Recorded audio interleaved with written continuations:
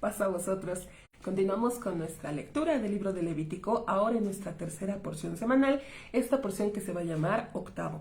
Porque si recordamos, en nuestra porción pasada terminábamos que Moisés les decía a Aarón y a sus hijos que iban a estar, pues 7 días no iban a poder salir, iban a estar los 7 días con sus noches, y ahora vamos a enterarnos lo que pasó en este octavo día. ¿Qué pasó? Estamos en nuestro capítulo 9 y pues nos va a relatar el inicio, el estreno, digamos, de Aarón junto con sus hijos, los sacerdotes, pues en su oficio. Estamos, decíamos, en el capítulo 9. No perdamos de vista que todo esto ocurrió el 1 de Nisan. Ya lo habíamos leído con anterioridad. El inicio, la inauguración del tabernáculo fue este 1 de Nisan del año 2449.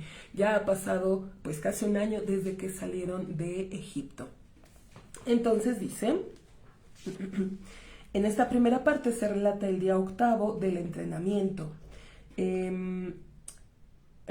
Moisés invita a Aarón a llevar a cabo el primer servicio oficial en el templo sagrado. Decíamos capítulo 9, verso 1. Y fue en el día octavo, llamó Moisés a Aarón y a sus hijos y a los ancianos de Israel, y dijo a Aarón: toma para ti un becerro, hijo de vacuno, para expiación.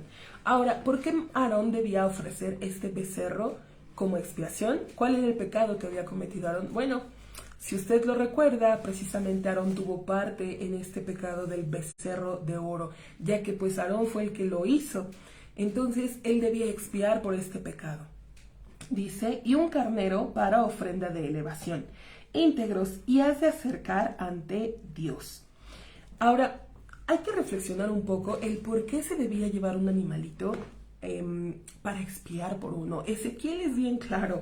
Ezequiel 18 nos dice: el alma que pecare, esa morirá. No hay como chance. Tú te equivocaste, tú te debes morir. Sin embargo, nos está diciendo aquí, cuando la persona peca, digamos que baja de nivel, desciende de ser humano y se convierte más como en un animal, porque está dando rienda suelta a sus impulsos, a su carne, a sus deseos y placeres, y ya no está razonando, ya no está actuando como debe, sino como le place. Entonces, decíamos, desciende un poco cuando peca la persona. Ahora, en el momento que la persona reconoce y entiende que ha faltado, hace esta introspección y este análisis, vuelve, o más bien deja de ser un animal y regresa, se eleva y vuelve al nivel de persona. Entonces, ¿cómo podríamos castigar o, como dice Ezequiel, matar a una persona cuando ya no está en su nivel animal que pecó, sino ahora está elevado de persona? Es por ello que se debía llevar un animalito. Este animalito, la persona lo lleva, lo ve y analiza entonces la persona que en ese nivel, en esa condición estaba ella en el momento de pecar. Ahora, por su transgresión, por su falta, ese animalito inocente va a pagar con su sangre, con todo, como le debería suceder a él. Y al hacer este análisis, la persona ya no, en teoría ya no debe pecar, debe asumir esta responsabilidad.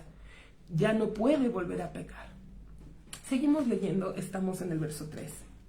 Y a los hijos de Israel hablarás diciendo: toma un chivo de cabríos para ofrenda por pecado, y un becerro y un cordero hijo de 1 año íntegros para ofrenda de elevación, y un toro y un carnero para ofrenda de paces, para sacrificar ante Dios, y una oblación de alimentos mezclada con aceite, pues el día de hoy Dios se aparecerá hacia vosotros. Y hay que entender entonces qué es esto de Dios se aparecerá. Hemos explicado y entendido en muchos textos que nos da la Escritura que Dios no tiene cuerpo ni forma. Dios no es algo físico como para que suba, baje o esté. Entonces, al decir que se aparecerá Dios, hay que entender que es una manifestación que nos va a entender en nuestro sentido humano. Vamos a comprender, o el pueblo va a comprender, que Dios está ahí. Ahora, ¿de qué modo Dios se ha manifestado con anterioridad al pueblo? Bueno, hemos visto con fuego, hemos visto con nube. Entonces, algo de esto les está diciendo Moisés que el pueblo va a ver, y de ese modo van a entender que Dios se está manifestando. Verso 5. Continúa el proceso del el estreno, digamos, de Aarón como gran sacerdote y sus hijos. Verso 5. Y llevaron a lo que ordenó Moisés hacia el frente de la tienda del encuentro, y se acercaron toda la congregación, y se pararon delante de Dios. Y dijo Moisés: este es el asunto que ordenó Dios. Haréis, y se aparecerá a vosotros la gloria de Dios. Habíamos hablado esta manifestación. Y dijo Moisés a Aarón: acércate hacia el altar, y haz a tu ofrenda de pecado, y a tu ofrenda de elevación, y expía por ti y por todo el pueblo, y haz a la ofrenda del pueblo, y expía por ellos conforme ordenó Dios. Ahora el pueblo, ¿por qué debía expiar? Bueno, volvemos a repetir, por esta ofrenda, por este pecado del becerro de oro que habían cometido con anterioridad. Primero, Aarón debe expiar por sí mismo, y después va a expiar por el pecado del pueblo. Verso 8. Y se acercó Aarón hacia el altar, y degolló al becerro de la ofrenda por pecado que era de él, y acercaron los hijos de Aarón a la sangre hacia él, y sumergió su dedo en la sangre, y la colocó sobre las astas del altar, y al resto de la sangre virtió hacia la base del altar, y al sebo, y a los riñones, y a la membrana del hígado de ofrenda por pecado, incineró en el altar, conforme ordenó Dios a Moisés. Y a la carne y al cuero quemó con el fuego de afuera del campamento. Y degolló a la ofrenda de elevación, y la presentaron los hijos de Aarón hacia él, a el líquido sanguíneo, y lo arrojó sobre el altar alrededor. Y a la ofrenda de elevación la presentaron hacia él en sus fragmentos, y a la cabeza, y la hubo de incinerar sobre el altar, y la lavó al intestino y a las patas, y hubo de incinerar sobre la ofrenda de elevación en el altar. Y acercó sacrificando a la ofrenda del pueblo, y tomó al chivo de la ofrenda por pecado que era del pueblo, y lo degolló, y lo hizo ofrenda por pecado, expiando con su sangre como el primero.